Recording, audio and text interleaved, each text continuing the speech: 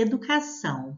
Principais aspectos históricos e conceituais na educação brasileira, por Cleusa Passos. Bom, resolvi fazer esse vídeo com uma linha do tempo. Essa linha do tempo fala sobre a educação brasileira.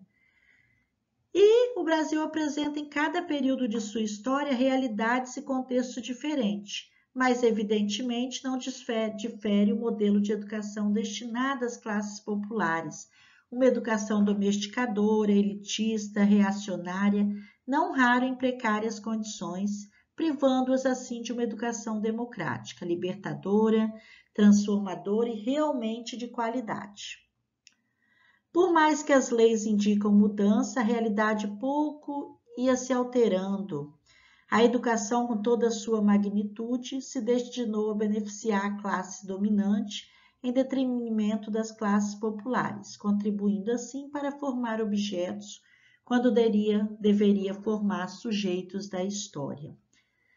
Então, esta é a linha do tempo. Iniciaremos com a educação durante o período colonial, depois no período imperial, durante a Primeira República, a Revolução de 30, durante o Estado Novo e o governo populista, depois do governo populista, né? A educação durante o regime ditatorial e a educação brasileira de 85 até a atualidade. Então vamos lá, gente. Eu sou Cleusa Passos, né? Aqui desse canal e convido a você a se inscrever para que você possa estudar para a sua prova ou ter conhecimento até para a sua faculdade, tá bom? Eu fiz um resumo, mas ele está ótimo. Você se concentrar um pouquinho, você vai ver que ele está maravilhoso para você estudar e ter o conhecimento. Tá bom? Então vamos lá? Mas antes, inscreva-se no meu canal. E dá uma curtidinha, um comentário. Compartilha. Fico muito grata, tá bom? Bom, gente, a educação durante o período colonial foi de 1500 a 1822. Então, a história do Brasil ela é marcada pela dependência, exploração, violência e desrespeito às diferenças culturais e pelo privilégio de alguns em detrimento da grande maioria da população. Com a chegada dos europeus em terras brasileiras, foi fundada a Companhia de Jesus, para contrapor-se ao avanço da reforma protestante. Foi trazida para o Brasil para desenvolver um trabalho educativo e missionário, a Companhia de Jesus. A organização escolar, colônia, está, como não poderia deixar de ser, estreitamente vinculada à política colonizadora dos portugueses. Então, a obra educativa do jesuíta, que estava integrada à política colonizadora e durante pouco mais de 2 séculos, foi responsável quase exclusiva pela educação no período colonial, além de ser um ensino totalmente acrítico e alheio à realidade na vida da colônia, foi aos poucos se transformando numa educação de elite e, consequentemente, no instrumento de ascensão social. A Companhia de Jesus, que tinha inicialmente em seus objetivos catequizar e instruir o índio, tiveram um documento que foi escrito por Inácio de Loyola, o Ratio Attic Instituto Studiorum Leso, chamado abreviadamente de Ratio Studiorum. Os jesuítas não se limitaram ao ensino das primeiras letras. Além do curso elementar, eles mantinham os cursos de letras e filosofias, considerados secundários, e o curso de teologia e ciências sagradas, de nível superior, para a formação de sacerdotes. Então, gente, os que pretendiam seguir profissões liberais iam estudar na Europa, na Universidade de Coimbra, em Portugal, e mais famosa no campo das ciências jurídicas e teológicas, e na Universidade de Montpellier, na França, a mais procurada na área de medicina.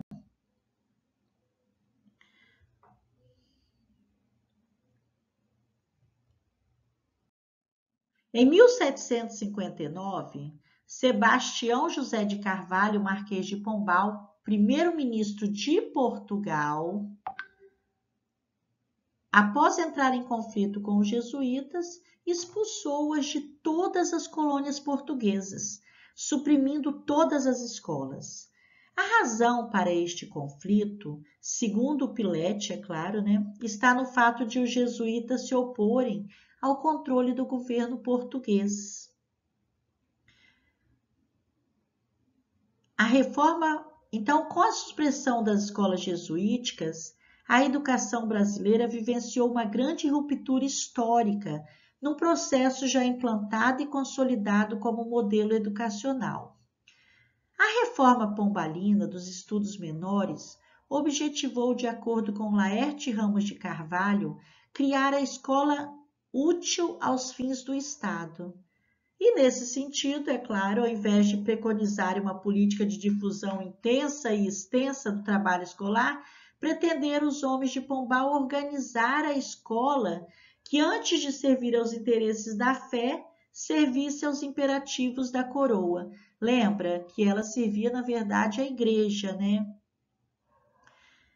E com a expulsão dos jesuítas, desmantelou-se toda a estrutura administrativa de ensino. Em consequência, o Estado passou a assumir pela primeira vez os encargos da educação. Com isso, mudou-se o quadro de professores e até rebaixou o nível de ensino.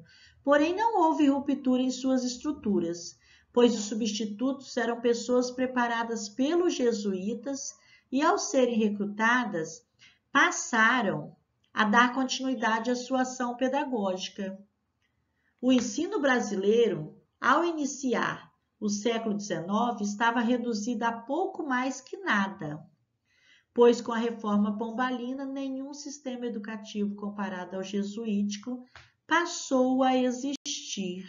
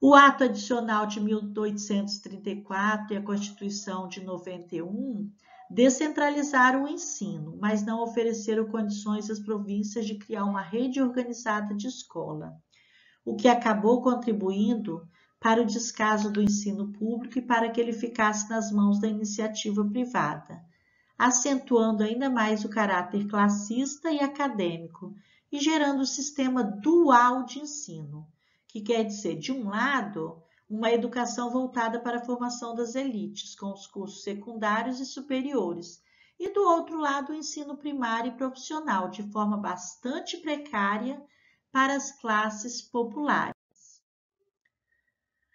Bom, aí a gente pula lá para o contexto educacional durante a Primeira República, que foi de 1889 a 1930. Então, a dualidade do sistema educacional brasileiro, que conferia ao povo uma educação dessemelhante àquela conferida à elite, é herdada na Primeira República, juntamente com toda a desorganização que se arrastou.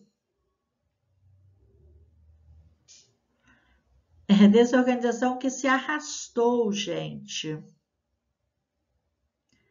durante o período monárquico. Nesse sentido, surgiram inúmeras reformas para resolver essa desorganização do sistema educacional, entre elas a de Benjamin Constant,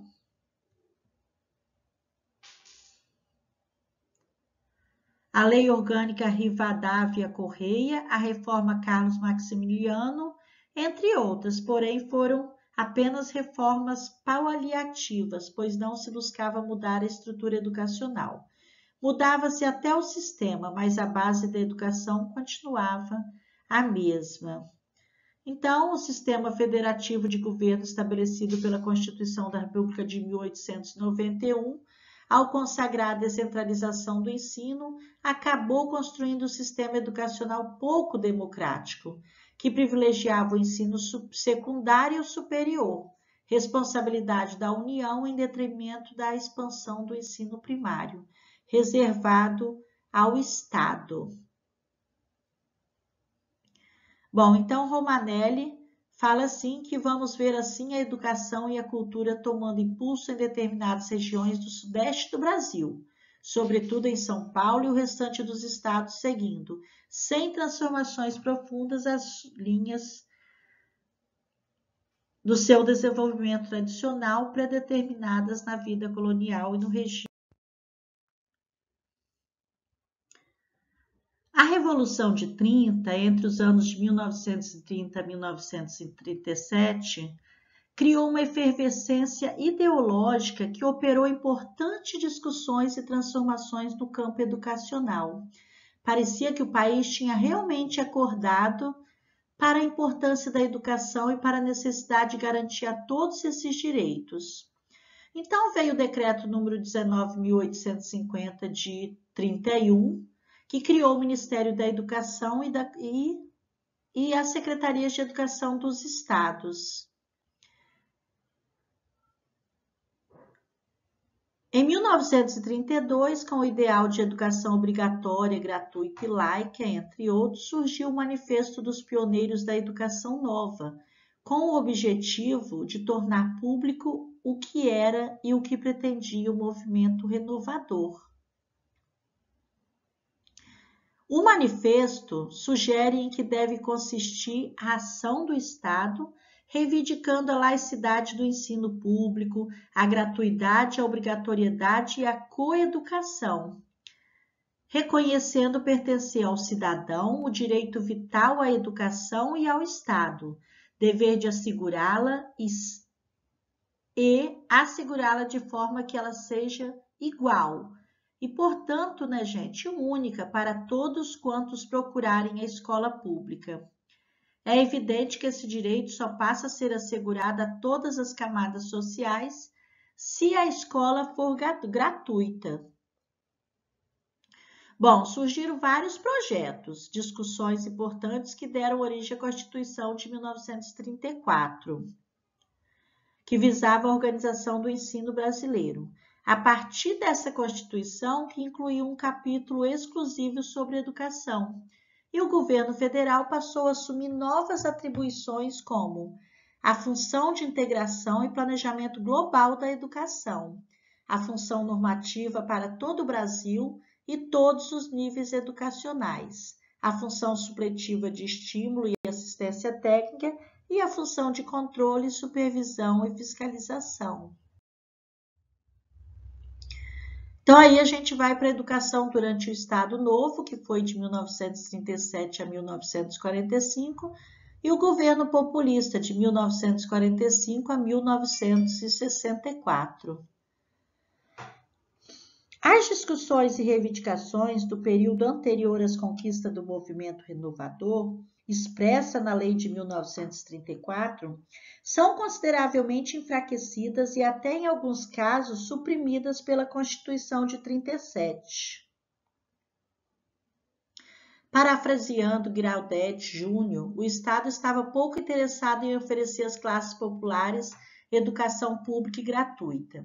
Isto ficou claro na Constituição de 37, pretendendo contrariamente evidenciar o caráter dual da educação, em que para a classe dominante estava destinado o ensino público ou particular e ao povo marginalizado deveria destinar-se apenas o ensino profissionalizante. O Estado Novo se incumbiu da educação pública através de sua legislação máxima, né? E com o fim do Estado Novo, o país retornou à normalidade democrática e passava a adotar uma nova Constituição. Na área educacional, a Constituição de 46 estabelecia alguns direitos garantidos pela Constituição de 1934 e suprimidos pela Constituição do Estado Novo. A educação como direito de todos está claramente expressa em seu artigo 166. Já o artigo 167 expressa que o ensino deverá ser ministrado pelos poderes públicos, embora livre à iniciativa particular, respeitando-se as determinações legais. Para que o direito à educação fosse realmente assegurado, a Constituição destinava em seu artigo 167 10% do orçamento da União e 20% do Estado, que, embora insuficientes, representavam um avanço para que esse direito fosse assegurado. Até a aprovação da LDB em 61, transcorreu um período de 13 anos. Foi de 1948 a 1961. Durante esse período, a luta pela escola pública gratuita intensificou-se. Uma maravilha, né, gente?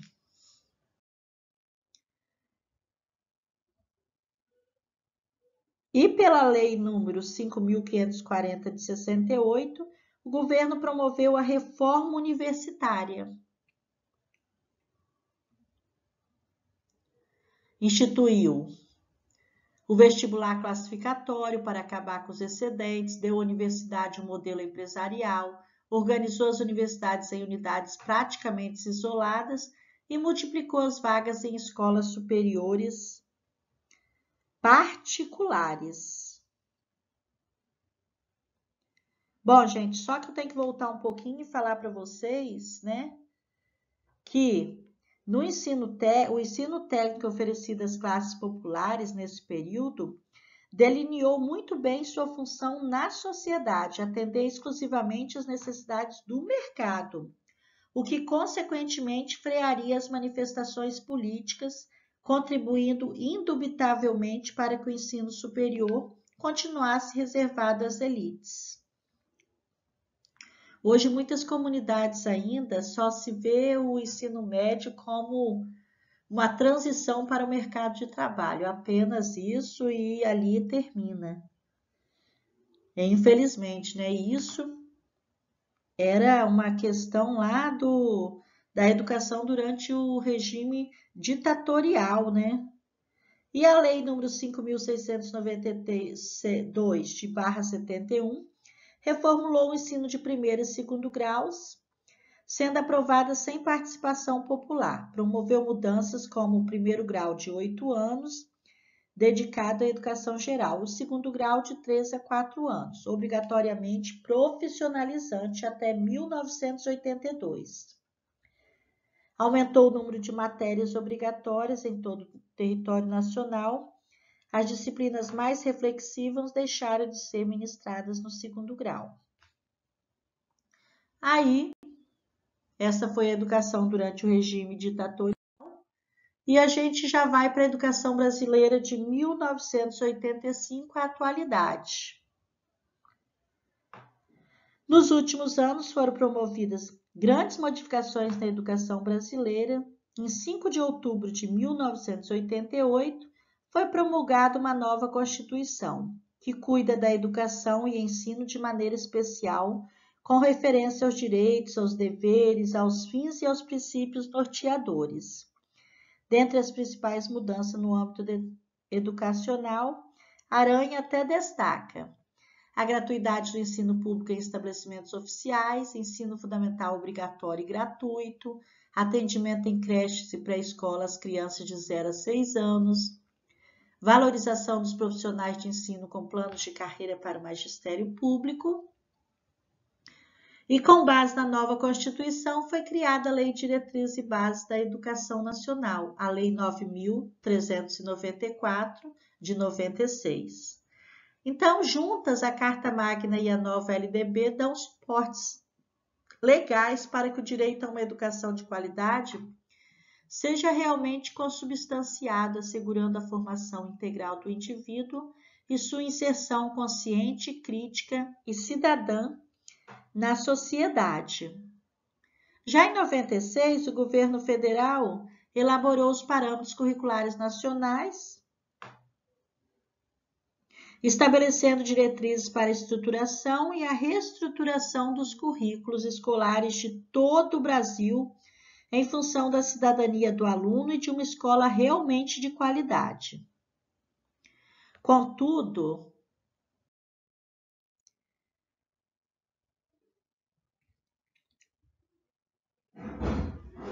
ainda falta muito para que o texto legal realmente se consolide.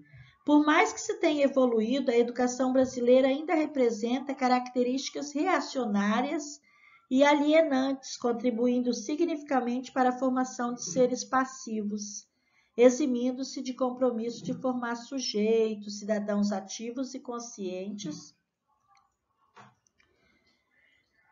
Então, gente, depois a gente viu que o Fundo Nacional de Desenvolvimento da Educação, criado em 68, mantém atualmente alguns programas que objetivam proporcionar mais autonomia às escolas e suprir as carências e oferecer aos alunos melhores condições de acesso e permanência na escola e de desenvolvimento de suas potencialidades. Aí a gente tem aqui Programa Dinheiro Direto na Escola, PDDE, Programa Nacional de Alimentação Escolar, o PNAE, Programa Nacional Biblioteca da Escola, PNBE, Programa Nacional do Livro Didático, PNLD, Programa Nacional do Livro Didático para o Ensino Médio, PNLM, Programa Nacional do Livro Didático para a Alfabetização de Jovens e Adultos, o PNLA, e Programa Nacional de Transporte Escolar, que é o PNTE, entre outros. Em 2005 foi promulgada a Lei nº 11.096, que institui o Programa Universidade para Todos, ProUni, concede bolsas de estudo a instituições de ensino superior particular em todo o país, a estudantes de escolas públicas, utilizando a nota do Exame Nacional do Ensino Médio, que é o Enem. Em 2007 foi criado o Fundeb, que se caracteriza com a maior fonte de recursos destinados à educação. Os recursos são atribuídos de acordo com o número de alunos matriculados nas redes estaduais e municipais, estabelecidos, é claro, pelo censo escolar.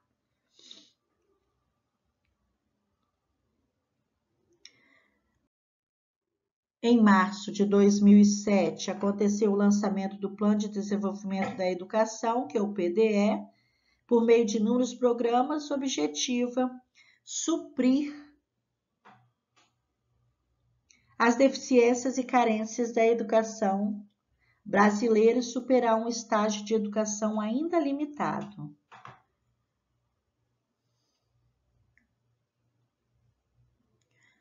Em 2007, aconteceu o lançamento do PDE por meio de inúmeros programas, né? Como eu falei.